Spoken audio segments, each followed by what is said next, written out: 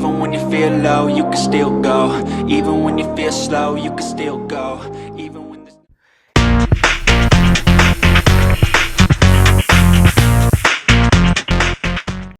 සුබ දවසක් සියලු දෙනාට.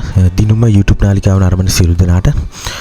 ඉතින් ඔයගොල්ලෝ කවුරුත් බලාපොරොත්තු වෙමින් ඉන්නේ මේ වාහන ආනයනය සම්බන්ධව ආණ්ඩුවේ ස්ථාවරය මොකක්ද කියලා.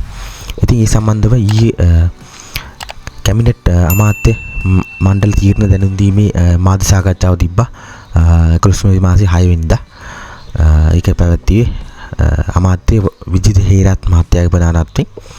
ඉතින් ඒකෙදී වාහන ආනයනය සම්බන්ධව මාධ්‍යවේදීන් ප්‍රශ්න කරා. ඒකෙදී අමාත්‍යවරයාගේ අදහස උනේ කලින් ආණ්ඩුව සැලසුම් කර පරිදි කිසිම වෙනසක් නොකර වාහන ආනයනය කිරීමට වත්මන් ආණ්ඩුව සැරසී සිටිනවා කියලා. ඒකෙදී ක්‍රමවේද කීපයකට යටත්ව රටේ තියෙන ඩොලර් සංචිත අඩු නොවන විදිහට වාහන ආනයනයට ආණ්ඩුවේ කිසිදු බාධාවක් නැහැ. ඒක 2025 අවුරුද්දේ ඉඳලා ක්‍රියාත්මකයි කියලා තමයි සඳහන් කළේ. මම සුබවාදී විදිහට තමයි උත්තර දුන්නේ. මේ ඒකෙදී මුලින්ම පොදු ප්‍රවාහන වාහන තමයි ආනයනය කරන්නේ. සංචාරක කර්මාන්තයට වුණ වාහන. ඊට පස්සේ දෙවෙනුව තමයි බස් රථ, ලෝරි රථ වගේ වාහන ආනයනය කරන්නේ. 2025 පෙබරවාරි වල වගේ ඉඳලා තමයි පෞද්ගලික වාහන ආනයනය කරන්නේ. රනිල් වික්‍රමසිංහ මහත්තයාගේ ආණ්ඩුවේ කරලා තිබ්බ ප්‍රතිපත්තියේ විදිහටම ක්‍රියාත්මක කරනවා කියලා තමයි මේ මාධ්‍ය සාකච්ඡාවේ එතුමා සඳහන් කරේ.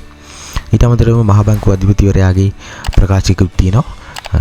ආණ්ඩුව වාහන ආනයනය කරනවා නම් ඒ සඳහා සියලු ඩොලර් සංචිත භාණ්ඩාගාරය සතුයි කියලා. ඒකේ ආණ්ඩුවේ තීරණය මත තමයි වාහන ආනයනය සිද්ධ වෙන්නේ. ඒකට මහ බැංකුවේ කිසිදු විරුද්ධතාවයක් නැහැ කියලා බොහොම පැහැදිලිව සඳහන් කරලා තියෙනවා දෙවෙනි පාරටත්. ඉතින් 2025 අවුරුද්දේ ඉඳලා වාහන ආනයනය අනිවාර්යෙන් සිද්ධ වෙනවා. මේ ඊයේ සඳහන් කළ පරිදි.